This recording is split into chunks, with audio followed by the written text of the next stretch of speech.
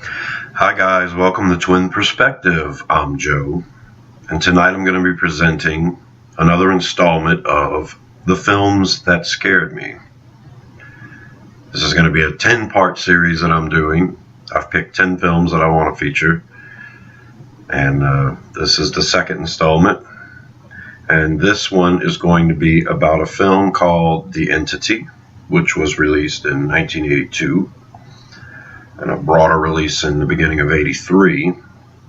And I believe I saw the film probably a year later, around '84, on television, on HBO or something like that, which would have made me about 13 years old at the time I saw it. All right, I don't think a lot of people have seen The Entity because when people discuss the scariest movies of all time, they seldom bring it up. Maybe they weren't as scared of it as I was when I saw it at the time I saw it. But I believe the implications in the film would be scary even to an adult that watched it. So if you haven't seen The Entity, search for it, look for it, starring Barbara Hershey, and check it out and see if this film scares you. I read somewhere that Martin Scorsese feels that The Entity is one of the scariest films ever made. So I agree with him.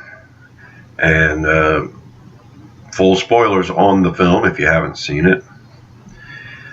And here we go.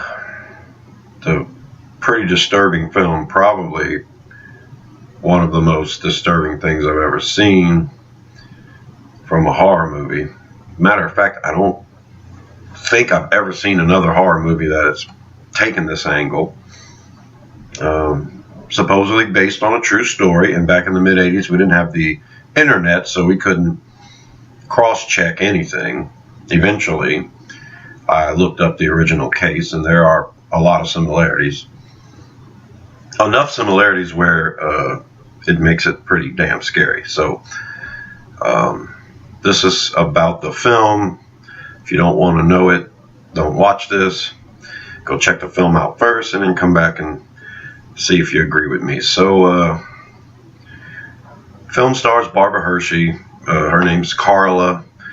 She's a single mother. She has 3 kids. Her oldest son is in his upper teens, and then the other 2 are daughters that are way younger. She's living by herself, and one night in her bedroom she gets attacked by something. She doesn't know. Seems like there's no one there, but she is physically attacked. She's violently and sexually attacked. And when the incident is over, she screams, and her son checks the whole house. There's no one there. She's disturbed by it. She begins to speak with a psychiatrist who thinks that because of her troubled past, that she's making this up in her head. Apparently she was sexually molested in her past. She eventually got together with a guy, and she was impregnated at an early age when she was just a teenager. And then her first husband violently dies at some point, and he was abusive to her as well. So she's got a troubled past, and the psychiatrist thinks it's all in her head. Well, the next incident happens in her bathroom where she gets attacked and raped, and there's nobody there. And she has bruises and bite marks all over her body. And she shows the psychiatrist this, and he's still convinced that she may be doing this on her own, even though the bite marks and bruises are in strange places. It would seem impossible for her to do to herself. So the psychiatrist insists that she, stay and get observed, and she's not willing to do any of that. So there's another instance that happens, and it happens in front of the kids, where the kids actually witness it. So now she's got witnesses. Her son tried to intervene during the attack, and he broke his arm. In real life, he got pushed and broke his arm. In the film, it's more like an electrical charge. What's really strange is when they were filming this scene, the actor playing the oldest son broke his arm during the filming, which is really weird. And it freaked him out so bad that he avoided filming for a couple of days. After that, they actually wrote his character out of a few scenes because he didn't want to go back on set. So after this attack on Carla, witnessed by her children, she decides, forget about the psychiatrist. She decides to get out of the house, and she's going to try to stay with her friend. And the entity ends up attacking her there, too. Now, it caused a lot of damage to her friend's apartment, but her friend witnessed that the damage was caused by something else and not by her friend Carla. So they start to think that this must be a haunting. This must be paranormal. So they go to a bookstore and they're looking for books to try to figure out what to do.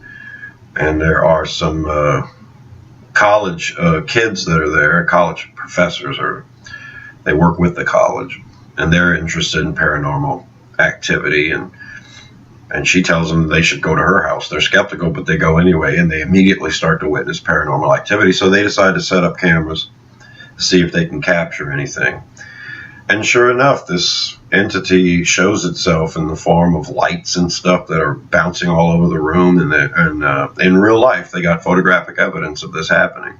At the time, it was some of the most, convincing photographic evidence, ever in the paranormal lore. So in the film, same thing. They get the footage, the proof that there's something there. And so then the film ends up where the school decides to set up an experiment where they're going to try to capture the entity using liquid helium. And that didn't happen in real life. But it's how they chose to end the film. They built a mock-up of her home, and she went there, and then when the entity showed up, Carla was supposed to get in a protective area, and then they were going to spray this liquid helium, and it was going to freeze the entity. And then, so that's what happens. The entity takes control of the whole situation at first, but eventually the tanks of liquid helium explode, and for a brief moment they have something captured in this large block of ice, which eventually just busts out. That was made up. I read about it, and that didn't really happen. But the film ends where they decide to move out of the house and move to Texas. And that's how the film ends, except they tell you really creepily in the end that although the attacks are lessened in intensity and frequency, that they still occur. And that's how the film ends. What's so scary about it to me is I always thought, up until this point in my life, 13, 14 years old, that ghosts may be real, and they might be able to manipulate things in the house and move some things around. You might be able to see them, you might be able to hear them, but for one of them to grab you and throw your ass down and rape you, that's scary shit. And that was pretty much what made this film so terrifying. Yeah, it's one thing to think you might have a ghost in your house. It's one thing to hear strange noises or have things being misplaced. It's another thing if something grabs you and forces themselves on you. The way the film presents it, it's really a question as you're watching it of whether this woman's sane or not. She could possibly be making all of this up. The psychiatrist has a point bringing up her past and all of the imagery, and it just at the end though, in the film, the psychiatrist is there and witnesses the entity captured in the liquid helium, so he eventually believes her too. But pretty scary stuff, especially how the film builds up where she's alone the first couple of times she's attacked, and then eventually attacked, witnessed by her kids, which is horrifying. And then she gets to a place after the college helps her and that people believe her, where she starts to feel a little more comfortable. And she has this boyfriend of hers, Carla does, that's on the road, and he shows up, and he's ready to have an evening with his woman, and he's getting ready in the bathroom, and he walks back in the bedroom, and she's getting attacked in the bedroom, and she's completely naked on the bed, and something's on top of her, and she can't move, and she's saying, help me, and he tries to I think he grabs a chair and tries to hit whatever's on top of her, and the son comes in and thinks that the boyfriend's attacking the mom. Eventually, the boyfriend, after the mom gets put into the hospital, the boyfriend says, screw this, I'm out of here. And he saw it. He had to deal with it for about 5 minutes. Okay. Apparently she's dealing with it the rest of her life. But it's pretty horrifying, pretty scary. The music adds to it when the attacks are happening. It's this driving, pounding, straight bass, boom, boom, boom, boom. It's just absolutely awful, horrifying, very effective. And another thing that makes the film great to me is Barbara Hershey's performance, which is unheralded and should be examined. It's one of those things. Great actress. And she's always been good in everything she does. This was her best role by far. So you guys check out The Entity. And I've spoiled it now, but it's pretty freaky.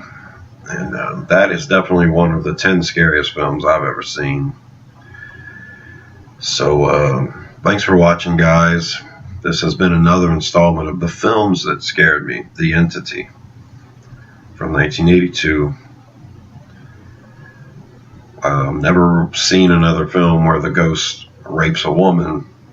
There may be films out there like that, but I haven't seen them. So this was a doozy, and it certainly was.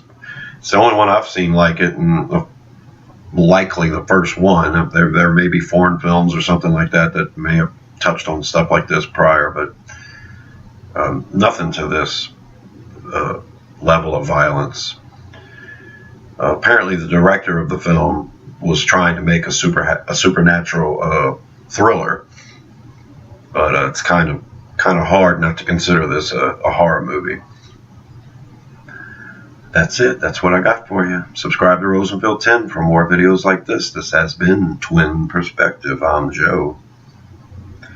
And stay tuned for more videos about the films that scared me.